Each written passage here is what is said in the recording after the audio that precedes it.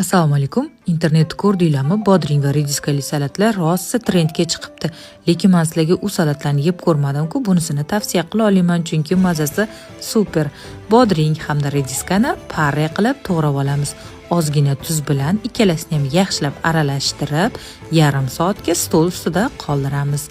Endi piyozni parrak to'g'rab, qizib turgan yog'da ozgina yumshaguncha qovuramiz. Ustiga achchiq qalampir hamda paprika sepamiz. Tayyor bo'lgan piyozni sovitishga olib qo'yamiz.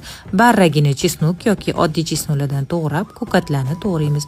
Bodring va rediskani suvdan ajratib, ustiga qovurilgan piyoz, qovurilgan chesnok, ko'katlar, kashni churug'ini maydalangani, shakar, so'yli sous solamiz. Ozgina uksus hamda qora murch sepamiz.